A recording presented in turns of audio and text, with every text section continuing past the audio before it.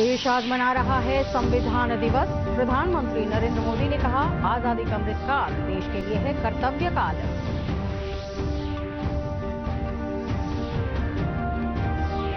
नशा मुक्त दिवस समारोह में मुख्यमंत्री ने कहा, लोगों को समझना चाहिए नशा मुक्ति अभियान के फायदे।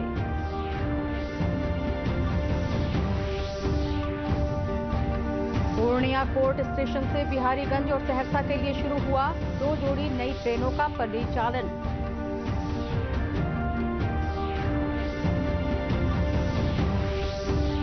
मुंगेर जिले के नक्सल प्रभावित क्षेत्र में ग्रामीण कर रहे हैं श्रमदान से सड़क का निर्माण।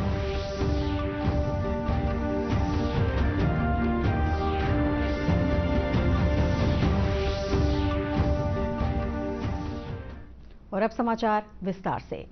देश आज संविधान दिवस मना रहा है। 26 नवंबर 1949 को संविधान सभा द्वारा भारतीय संविधान को स्वीकार किया गया था। इस अवसर पर सर्वोच्च न्यायालय में संविधान दिवस समारोह का आयोजन किया गया। समारोह को संबोधित करते हुए प्रधानमंत्री नरेंद्र मोदी ने कहा कि आजादी का यह अमृतकाल देश के लिए कर्तव्य काल है। मौके पर प्रधानमंत्री ने ई कोर्ट परियोजना के तहत कई नई पहल का शुभारंभ किया। जब स्वतंत्र भारत ने अपने लिए एक नई भविष्य की नींव डाली थी। इस बार का संविधान दिवस इसलिए भी विशेष है क्योंकि भारत ने अपनी आजादी के 75 वर्ष पूरे किए हैं। भारत के तेज विकास, भारत की तेजी से बढ़ती हुई अर्थव्यवस्था और भारत की मजबूत होती अंतर्राष्ट्रीय छवि के बीच दुनिया हमें बहुत उम्मीदों से देख रही है। एक ऐसा देश जिसके बारे में आशंका जताई जाती थी कि वो अपनी आजादी बरकरार नहीं रख पाएगा, जिसके बारे में कहा जाता था वो बिखर जाएगा, आज पूरे सामर्थ्य से अपनी सभी विविधताओं पर गर्व करते हुए यह देश आगे बढ़ रहा है।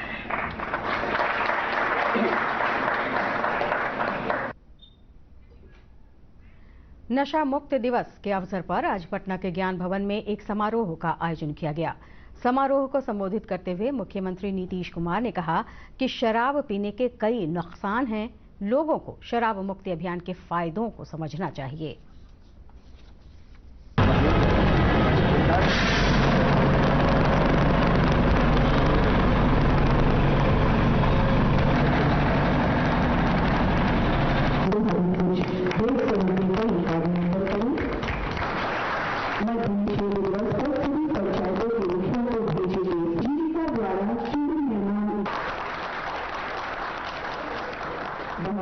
द्वारा कहा गया कि शराब कितनी बुरी चीज है।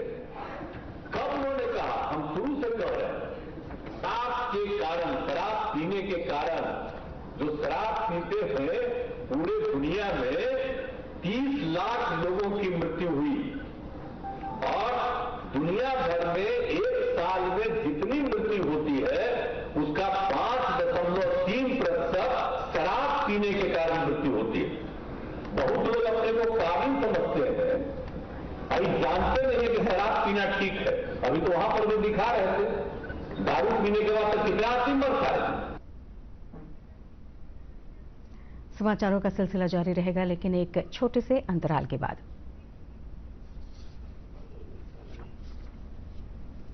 जल्दी करो यार, प्लीज जल्दी। दूसरा कोई मैच है क्या? ऐसा ही कुछ है यार, बैंक जाना है दादाजी को लेके। हाँ यार, उम्र होने पर कभी कभी मदद तो लगती है, पर बैंकिंग में नहीं।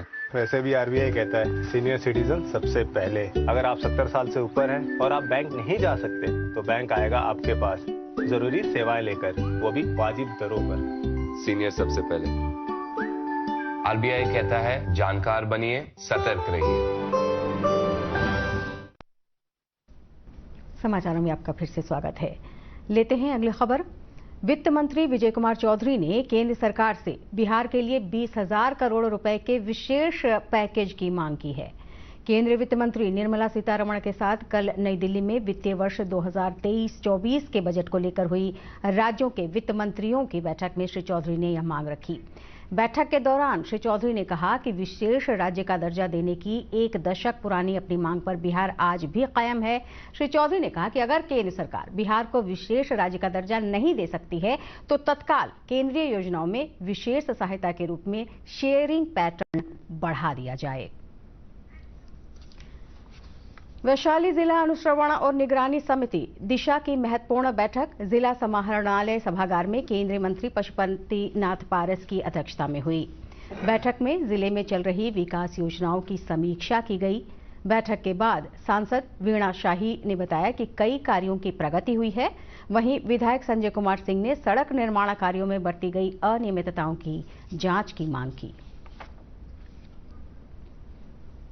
बहुत असंतोषजनक है, बहुत जगह सब पूर्ण है, बहुत जगह विधायक जी सब कह रहे हैं अपूर्ण है। उसका फीडबैक हमको मिलता है और वो भी ये फ्रंट है जहां उस विषय को रखना है और उसी में कोई अधिकारी अगर स्वयं पर इसको लेकर के कोई प्रत्युत्तर देगा तो उसके कारण थोड़ा सा ये हुआ, लेकिन बाकी सब कुछ अच्छा था। गर्मी ने जो जनहित का मुद्दा था उस पर हम लोगों ने आवाज उठाया और जो हमारी सरकार जो कार्रवाई और सुनवाई वाली जो सरकार चल रही है उसमें जो zero tolerance. Purnia court station से आज से 2 जोड़ी नई ट्रेनों का परिचालन शुरू हो गया है। इसकी शुरुआत पूर्णिया के सांसद संतोष कुशवाहा और एडीआरएम ने हरी झंडी दिखाकर किया। ये ट्रेनें पूर्णिया कोर्ट से बिहारीगंज और सहरसा के लिए चलेंगी। इस मौके पर सांसद ने कहा कि पूर्णिया कोर्ट से बिहारीगंज ट्रेन 2008 के बाद से बंद थी। इससे यात्रियों को काफी असुविधा हो रही थी। ट्रेन का परिचालन शुरू करने के लिए सांसद ने रेल मंत्री का आभार व्यक्त किया। हम लोग निरंतर जो मंडल समिति की बैठक होती इसमें इस ट्रेन की मांग हम लोग निरंतर कर रहे थे कि ये बनमनखी में आके खड़ी रहती थी और अब यह ट्रेन प्रत्येक दिन 12:30 बजे जो 052, 37 और 38 बन के जाएगी और आएगी, प्रत्येक दिन यहाँ से 12:30 बजे खुलेगी।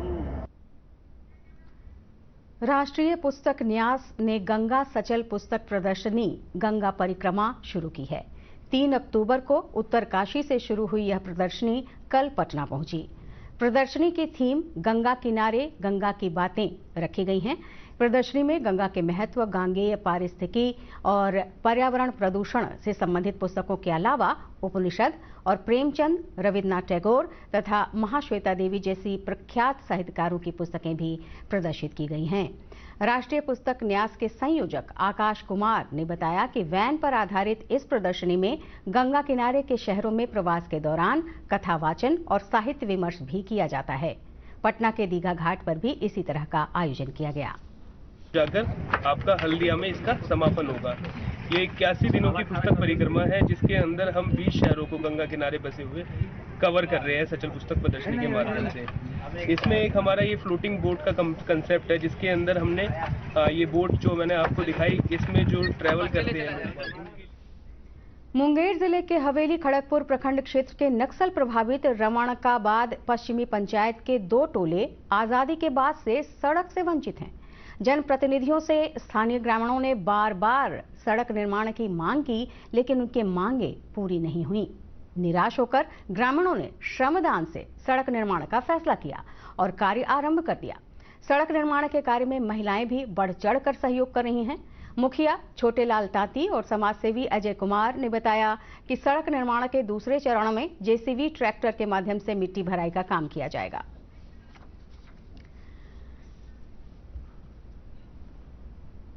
विश्व स्वास्थ्य संगठन के सौजन्य से सीतामढ़ी में कालाजार उन्मूलन के लिए एक कार्यशाला का आयोजन किया गया।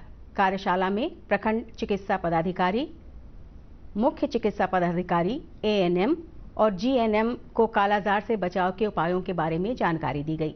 जिला वीबीडी नियंत्रण अधिकारी डॉक्टर रविंद्र कुमार यादव और WHO की क्षेत्रीय समन्वयक डॉक्टर माधवी लता देवराजू ने बताया कि सीतामढ़ी से कालाजार समाप्त हो गया है, लेकिन आगे कोई मामला सामने नहीं आए, इसके लिए सचेत रहने की जरूरत है। एक क्रॉनिक डिजीज है, स्लो प्रोग्रेसिंग डिजीज है और ये बालू मक्खी के काटने से फैलता है। हमने कालाजार उन्मूलन के लक्ष्य को 2018 में ही प्राप्त कर लिया है और लगातार हम लोग उसको सस्टेन किए जा रहे हैं। न केवल सस्टेन कर रहे हैं बल्कि at the rate of 40 to 50% उसको हर साल घटा भी रहे हैं। पिछले साल 39 केस थे, इस बार अभी तक मात्र 14 केस हैं। सीतामढ़ी में बहुत अच्छा। और अब 3 मिनट में 10 खबरें।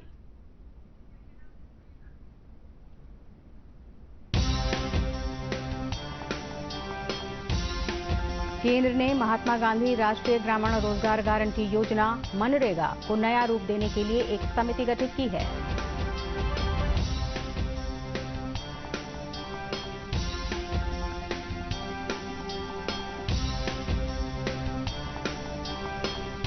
सरकार ने संसद के शीतकालीन सत्र से पहले 6 दिसंबर को सर्वदलीय बैठक बुलाई है। सभी राजनीतिक दलों से मांगा सहयोग।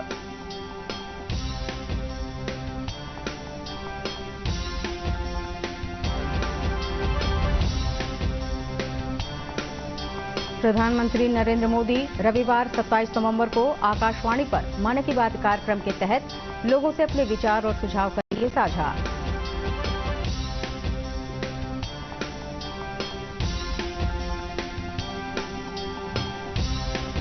केंद्रीय सड़क परिवहन मंत्री नितिन गडकरी ने कहा है कि 15 साल पुराने सभी सरकारी वाहनों को सड़कों से हटा दिया जाएगा।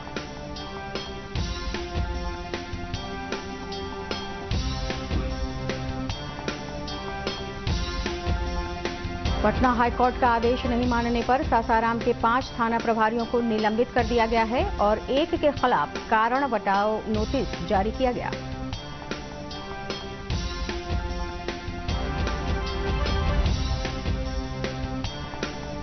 राष्ट्रीय जनता दल के नवगठित राष्ट्रीय कार्यकारिणी की घोषणा कर दी गई है। पार्टी में अब 4 उपाध्यक्ष होंगे।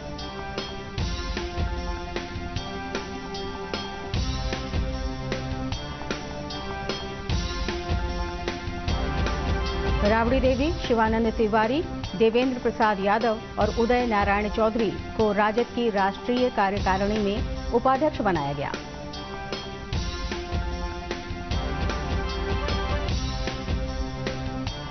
अनुसूचित जाति जनजाति कल्याण मंत्री संतोष कुमार सुमन त्रिपुरा के अगरतला में सामाजिक न्याय एवं अधिकार मंत्रालय द्वारा आयोजित कार्यक्रम में शामिल हुए।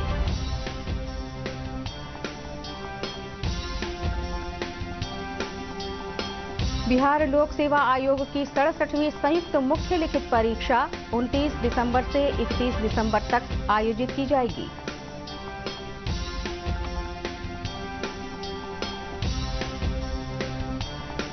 सीतामढ़ी में नशा मुक्ति दिवस के अवसर पर नशा पान के विरोध में आज जन जागरूकता अभियान के तहत स्कूली बच्चों द्वारा प्रभात फेरी निकाली गई।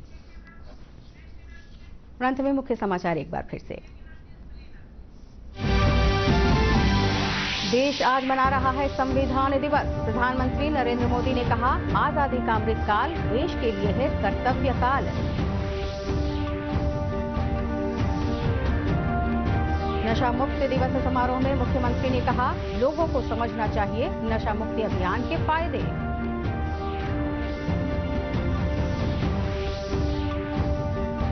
पूर्णिया कोर्ट स्टेशन से बिहारीगंज और सहरसा के लिए शुरू हुआ 2 जोड़ी नई ट्रेनों का परिचालन।